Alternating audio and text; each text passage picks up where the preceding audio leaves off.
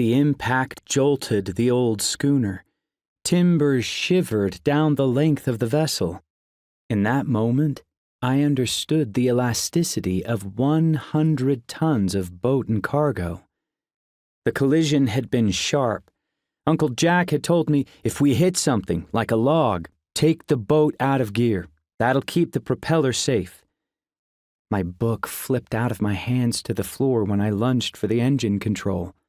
The Grant slowed, cutting through the sea by momentum alone.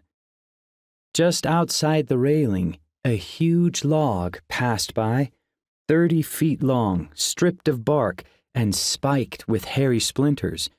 Waves sloshed over its back. Most of the log's mass was below the water's surface, like an iceberg. Freddie's head popped up within the shelter of the forecastle companionway. The ship's cook looked riled. His eyes locked onto the log, then shot up to me inside the pilot house. I gave him a nervous giggle that he couldn't hear, shrugged my shoulders, and smiled back with a look that said, "Sorry about that." Freddie's eyes glared at me as he descended back into the forecastle. To survey the ocean ahead, I squinted, straining to see through the salt-crusted windows. 7 weeks had passed since I had begun my education on the Alaskan Ocean, learning that logs collect in lines of drift, at eddies, drifting together with other flotsam and jetsam, logs, seaweed, and debris, at the borders of ocean currents. 7 weeks ago, I was 15 years old. Satisfied that we had clear sailing ahead, I reached up to the engine control and put the boat into forward gear, pushing the throttle handle forward. The belly of the boat was full with 70,000 pounds of halibut packed in ice. The Grant labored to regain cruising speed.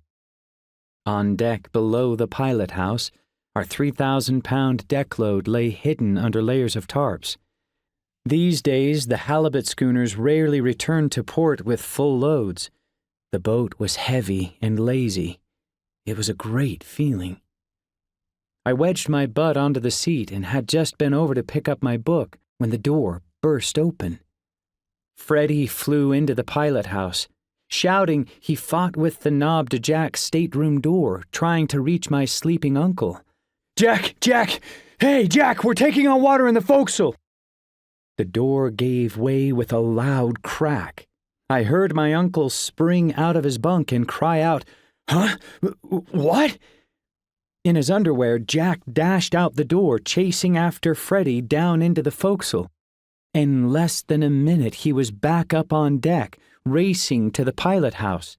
His face was drawn so tight his lips were white. He reached past me, groping for the engine control, and took the propeller out of gear. Then he wheeled around, stopped with a jerk, reached down to the floor to grab my book, and hurled it over the side of the boat into the ocean.